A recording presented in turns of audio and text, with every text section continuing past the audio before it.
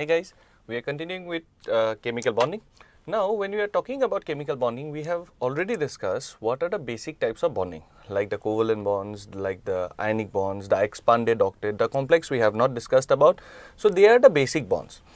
Once the basic definition of bonding was cleared, although there are many explanations that has to be discussed till now, the next ideology, the next thing, the next concept that was revolving around the bonding thing was that I got it that hydrogen and oxygen are reacting in a covalent bond to form H2O. I get it, water. But what will be the structure of it? So the next question was, what will be the structure of the chemical compounds? Now, in order to discuss the structure, it came with a theory is known as VESPR. This is the theory known as. VESPR means valence shell electron pair repulsion theory. This theory was the basic, and it is means till date the structure of compound is relying on this theory only. This has a very basic concept. Very basic concept, we will talk about this. Before this, what did it start? Two scientists named as Sidwick and Powell. These two guys initially proposed the VESPR. What was their idea? They had a very simple theory that negative and negative charges will repel. That means electrons carrying the negative clouds will be repelled. This was modified by Gillespie and Nyholm. They modified it and you found out to be the VESPR. VESPR has a few postulates in it. I am going to explain it, but let me talk about the first postulates. What are the basic postulates of VESPR? Number one, VESPR says that VSEP, that is valence shell electron pair, are the reason for a compound to obtain its structure. VSEP, that means we are talking about the bond pairs as well as the lone pair electrons. This is the first postulate of VESPR. Second thing says that the electrons will go through repulsion. The electrons will go through repulsion. Repulsion as in negative and negative clouds will repel. Now when negative and negative are repelling, what I am trying to say here it is repulsion, there will be a repulsion between bond pair and bond pairs because they have electrons. There will be repulsion between bond pair and lone pairs, electrons, and lone pairs and lone pairs. So there is a repulsion between them. As repulsion grows, the energy of the compound increases and the stability reduces. So what does electron do? They try to maximize their distance, which is our third point. They try to maximize the distance. They try to maximize the distance so that they can minimize the repulsion between them. And in order for that to become repulsive, the structure is obtained. This was theoretical, fine. Now, let me explain you in a simple way. Suppose, what does VESPR say? Suppose there is an item, let's say A. He has 2 electrons here. Now, he has 2 electrons here as well as he has 2 electrons here. Now, as all of them are negatively charged, don't you think there will be a repulsion between these two? And there will be a repulsion between these two. As there are repulsion, this force will push these electrons down and it will come down and down and down. Similarly, these electrons will be also coming down. But when they are close to each other, they will try to repel within themselves as well. So, when these 2 electrons reaches here and these 2 reach here, the repulsion will start here as well. So, there is a pushing from this side, there is a pushing from this side, there is a pushing from that side, everywhere the pushing is going on, and ultimately what will happen in the 3D, they will attain a structure where the repulsive force is minimum. As a result, you form your structures. That is the VESPR concept. Simple. You will push from that side, you will push from that side where the repulsive force is minimum, they stick to it and they become the structure of the compound. That is the basic idea of VESPR. Now, VESPR main concept is this.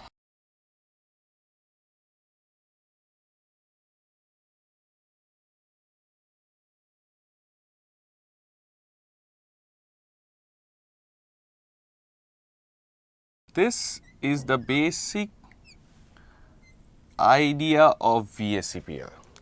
When you are talking about basic idea of VSEPR, what I am talking about, lone pair repulsion is the highest. Lone pair bond pair repulsion is the next, and bond pair repulsion is the minimum. So when there is a repulsion between them, they will rearrange themselves and form a geometry, and that geometry is giving you the shape of the compound. With that respect, we have two types of compounds. We have one without the lone pairs, we have one with the lone pairs. Now, when you have without a lone pair, you don't have lone pairs, so the configuration is known as A, B, X, E, 0. Means what? A is known as the central atom. For example, let's say PCl5. A is P, there are 5 Cl's attached with it, no lone pairs. That is a simple example of AB5, E0. But since it is E0 always, we don't write them. So, it will be AB5 configuration. But with a lone pair, for example, H2O. H2O has the central atom A, then there are 2 hydrogens B2, but oxygen will have 2 lone pairs. So, the configuration is known as AB2, E2.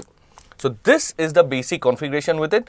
With the configuration, you have predefined shapes that VSEPR gives us, and with that, any compound till date formed will attain the shape of those. So, VSEPR will tell us what are the shapes available for the compound, and according to their configuration, they will pick up the shape. For example, I am talking about PCl5. If you try to draw the PCl5, phosphorus is somewhere in the center, and it has 3 bonds in his plane, something like this.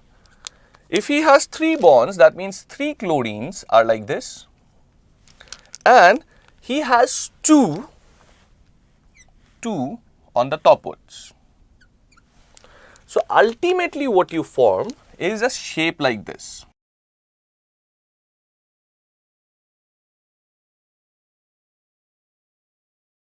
This is PCl5. This is known as trigonal bipyramidal given by VSEPR. I'll show you a diagram which will show you the examples and the type of configuration without lone pairs as well as with the lone pairs, what are the shapes that are possible.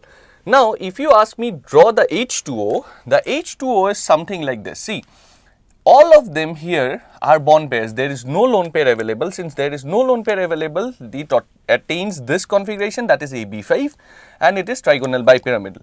But what happens to H2O? Hydrogen, oxygen, hydrogen, and there are 2 lone pairs. That means there will be a repulsion between here and there will be a repulsion between here. But the lone pair repulsion will be more than the lone pair bond pair repulsion, and this repulsion, the bond pair repulsion, will be the least. So, with that, what happens to H2O is something like this.